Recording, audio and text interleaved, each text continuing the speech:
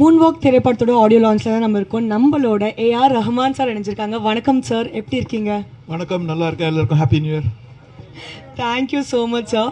So வந்துட்டு உங்ககிட்ட கேட்கறதுக்கு எஸ்பெஷலி நிறைய கேள்விகள் இருக்குது. ஒரு மியூசிக் டைரக்டராக we all know how great you are. So இந்த படத்தில் வந்துட்டு வி ஹவ் ஆல்சோ ஹர்ட் நீங்கள் நடிச்சிருக்கீங்க அப்படின்னு சொல்லிட்டு, நீங்கள் எப்படி நடிச்சிருக்கீங்கன்றதை பற்றி கேட்குறத விட உங்களை எப்படி கன்வின்ஸ் பண்ணாங்க, எப்படி ஒத்துக்க வச்சாங்க உங்களோட நடிப்புக்கு? 97ல நடிச்சிட்டு இருக்கேன் இல்லையா? இல்ல சார், ஆனாலும் சோ இது ஒண்ணு ஒரு சின்ன சீன், அவ்வளவுதான். சின்ன சீன் தான். சோ உங்களை எப்படி கிடையாது பட் எப்படி கன்வின்ஸ் பண்ணாங்க உங்களை? அவங்க அந்த சீன் சொன்ன உடனே ஓகே சொல்லிட்டீங்களா? அந்த சீனை முதல்ல இருந்து சொல்லிட்டு இருக்காரு, ஒரு 2 வருஷமா சொல்லிட்டு இருக்காரு இந்த படத்துல. நீங்க okay sir sir okay will do it. Okay 10 நிமிஷத்துல முடிச்சிட்டோம். 10 நிமிஷத்துல முடிச்சிட்டீங்களா? I think you are a great talented actor.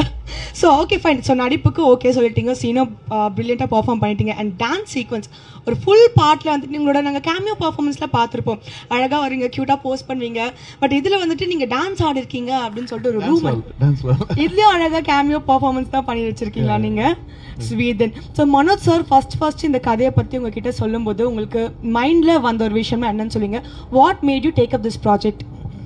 இந்த அவர் முதல் வந்து என்ன சொன்னார்னா, நீங்கள் பிரபுதேவா நீங்கள் 2 பேரும் சேர்ந்து பல சிக்கு புக்கு ரயில் முகாபலா ஊர்வசி எல்லாம் பண்ணியிருக்கீங்க, ஊழலா இன்னும் அவார்ட்ஸ்லாம் வாங்கியிருக்கீங்க. அந்த மேஜிக் திருப்பி நான் கொண்டு வர போகிறேன் அப்படின்னாரு.